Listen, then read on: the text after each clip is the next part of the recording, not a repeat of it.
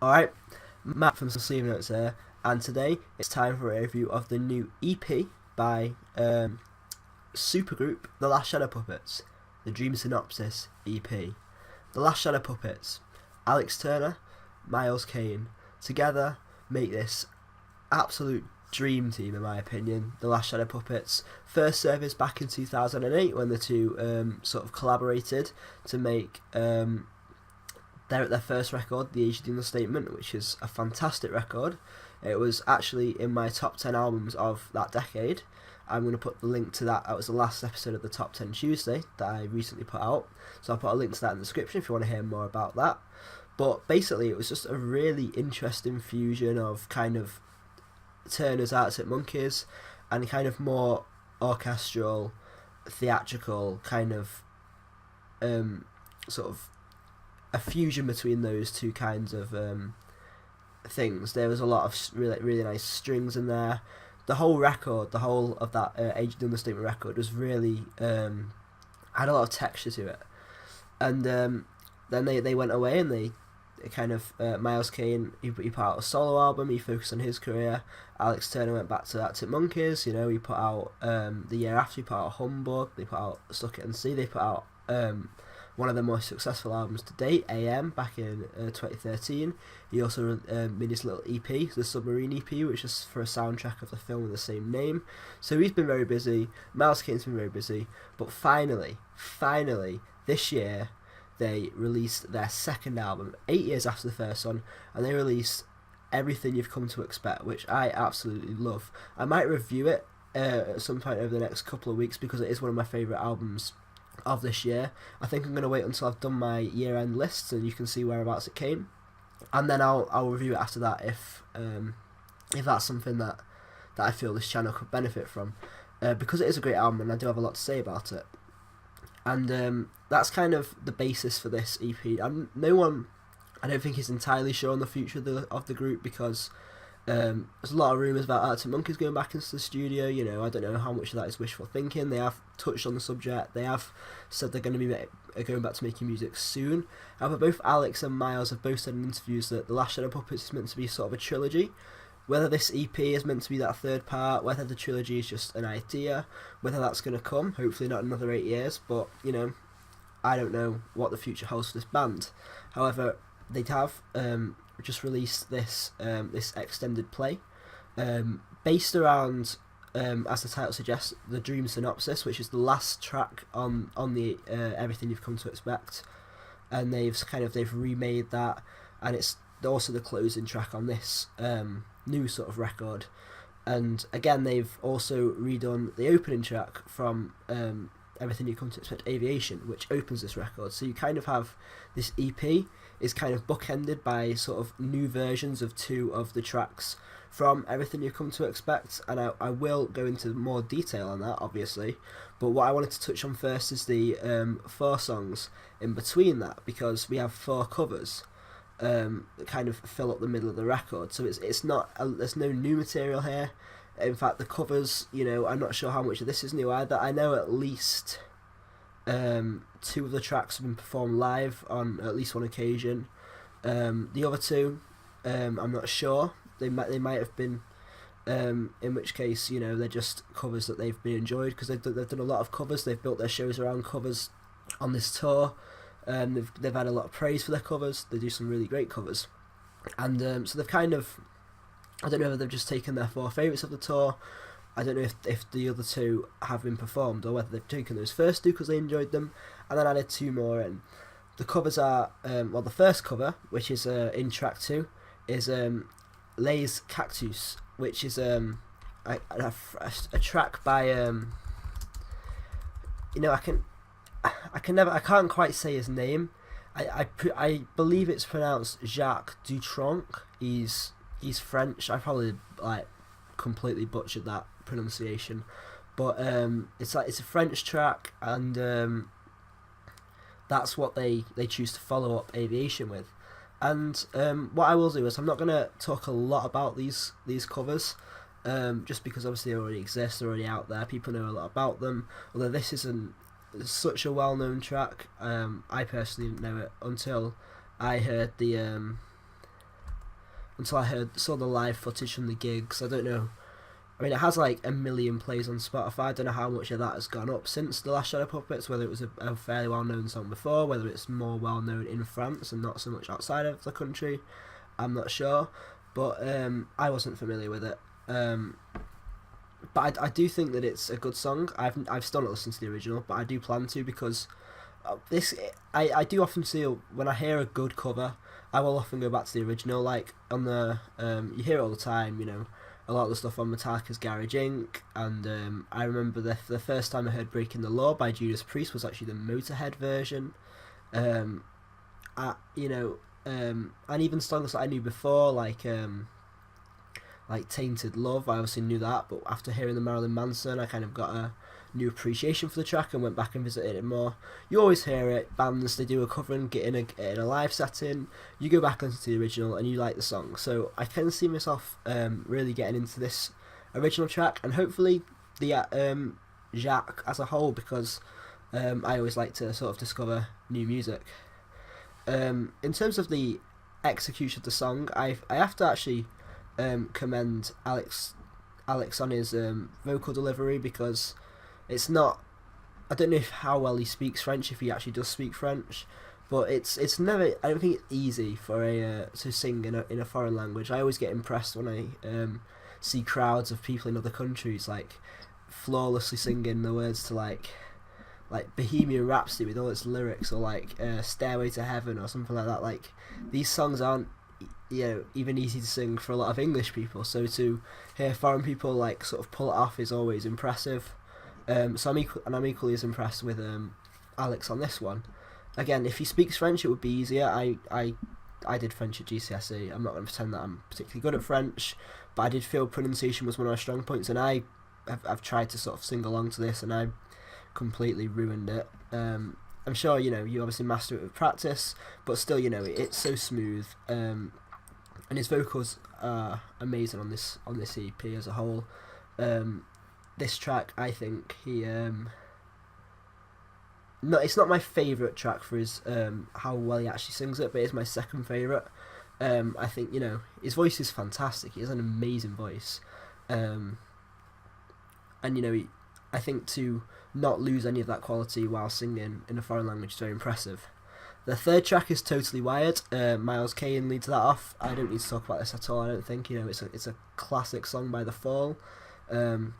I don't know The Fall that well, which is kind of shameful, considering I'm living in Manchester. But I know some of their stuff, and this is one of the more well-known tracks. I always liked it, but I actually prefer this to the original, and that's the case with 3 of these 4 covers actually. But you know, I don't really know how what to really say about the track. I mean, I think it was Glastonbury where I saw them perform it. I wasn't there, but I watched it on telly. It was either Glastonbury, Tea in the Park, or Radio 1's Big Weekend, and I'm pretty sure it was Glastonbury. I don't think it was Radio 1. I know it was one of those 3 because those were the 3 that I watched on telly. It could have been Tea in the Park, I suppose, but because I know they did Moon Age Daydream at Glastonbury as well, so I don't know if they would have done both, but I'm pretty sure it was Glastonbury, and I was very impressed then, so I was happy when this was announced on the track listing. You know, it is, you know, it's a great song, and Miles Kane carries it off really well, and it really does suit them. It's very much, it could be a B-side to Bad Habits. Bad Habits has got that kind of raw, kind of a hard rock track, but with a bit of a classy, vintage kind of twist on it. I think Totally Wired is 100% up this band's street. Then you get the third cover, and this is actually the cover which I actually prefer the original, and this is a cover of a song called This Is Your Life, which again I was completely unfamiliar with before. I had to look up who it was by. You know, I knew Les Cactus was by a French singer. I had to obviously check up on his name, but This Is Your Life is by a band called Glaxo Babies, which are, well, an old band from I don't think they're around anymore, from Bristol, sort of post-punk band, and I went ahead and listened to the original, and I think the original is a really good song. It's quite an obscure track, especially compared to the others, but I can see why it would be something, why this band would be something that Alex likes or Miles likes, or even if it's just this one track, I don't know. But I gave it a listen. I gave this original of this song a quick spin, and it was pretty cool. So it's got kind of a bit of a doomy kind of dark kind of feel to it. And I think the version on this EP is okay. It's probably the weakest track on the EP. And while it's okay, it's decent. The original is better, but not every cover has to be better than the original at all. And what they have done well on this record is kind of reinvent and sort of put their own stamp on all the covers they've done, which I don't think it's any more obvious than in the case of Is This What You Wanted, which is the fourth and final cover, the penultimate track overall, the Leonard Cohen cover. It's it might be, I don't know if it's like blasphemy or sacrilege to say that I prefer this to the original. I do like Leonard Cohen. Now, I'm going to say this because I'm not entirely sure whether this is correct, but I'm pretty sure they released this as a single before Leonard Cohen died. But either way, I'm pretty sure they would have recorded it before, even if they released it just after. Which is quite coincidental because obviously he did unfortunately pass away. And now this kind of sits as a really nice kind of tribute to him. They've spent a lot of the year kind of working on that sort of tribute to Bowie, covering Moonage Daydream a lot, which is they did a really great cover of it, especially at Glastonbury. If you watch the Glastonbury performance of it, absolutely fantastic. And this again is a really nice fitting tribute to Leonard Cohen. I can't say enough about the song because it is a great song. I did know the original. I'm not going to pretend to be a Leonard Cohen super fan, but I do enjoy some of his work. That was one of the songs I knew, and I did like it. But I think Alex, this is where his vocals peak on this track, because something about his voice, you can tell he's really trying to take it to the next level. I loved back in the old days, back in like 06 and that, he's sometimes a bit of a lazy kind of laziness to his voice, which is always great. And this is no better or worse. It's just different, but it's a nice different. It's you can feel him really trying, really straining his not straining, that makes it sound like it's bad, but he's really putting everything into this performance, and it does come across. Well, you hear it pays off. His voice is, as much as I love his old kind of voice, and I still think I probably prefer that when you kind of heard his accent a bit more. His voice has just come on so much, like from a technical point of view. Like in Sweet Dreams TN, it's one of the best vocal performances I have. Well, I'm not gonna say it's one of the best I've ever heard, but it's one of my favourite I've ever heard. I love his performance on that song. Fits the lyrics as well, which are equally brilliant. But Is This What You Wanted is already becoming one of my favourite The Last Shadow Puppet songs. I didn't love it as soon as I heard the original cover, the original time I heard the cover, but it's grown on me a lot. I love it more and more, and it's definitely the best of the four covers, although I guess that is kind of helped by it's probably the best song. And that kind of just leads me on to the other two songs, the opening song, the last song, which are obviously the album tracks, which are reinvented, and I think one of them is improved and the other one is not quite as good. The one that's not quite as good is Aviation. I was kind of a bit frustrated when they did this because it was their second single off the record. It was either second or third, because Bad Habits, and then it was this and the title track, and I actually can't remember which way around they came. I know they were both before Miracle on Liner though, and but I actually love the original, one of my favourite songs of the year. And while some of the I'm just not that keen on the arrangement of it on this. I mean, I would have liked to see a lesser recognised track get some praise, not praise, but get some attention. Something like Used to Be My Girl or Pattern, which Pattern's my favourite on the album. But I can see why they did this. I can see why, in theory, this should work in this kind of arrangement, in this setup. And I guess it's nice that they sort of started it with the same song and ended it with the same song. It's kind of a nice little touch. If this ends up being the last thing they do, or at least last for a while, then that's quite a nice little touch to kind of leave it on. There was one move. I think another thing I don't like is the backing vocals on it. I don't know actually where they come from. I don't know if that's Miles or Alex, or if it's an extra backing vocalist. I'll try and listen to it more. I'll try and dig out the the sort of the personnel on the in the liner notes, but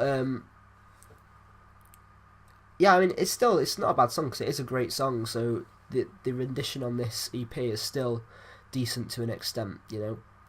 But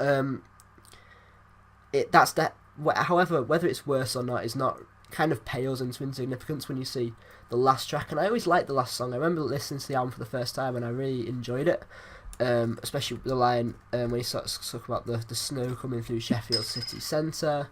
I'm not from Sheffield, but it does kind of resonate me with. I like the fact that he's not forgot his roots or his hometown, and that the lyrics on this song do pay homage to it, which is really nice. But they improve it. I mean, they kind of come out with a bit of a slow jazz version, a smooth jazz version. There's like this amazing saxophone in this song, which I don't know who played that, but I know Miles Kane has played saxophone in some of the gigs, which would be really cool if he played it on here as well. You know, I'm not gonna. I don't know. I'm gonna talk about the song more in detail when I do my review of the album, but like in terms of this version, I do really love the arrangement on this, and it works. Even it was always a good last song, so it's kind of that nostalgia kind of thing going for it.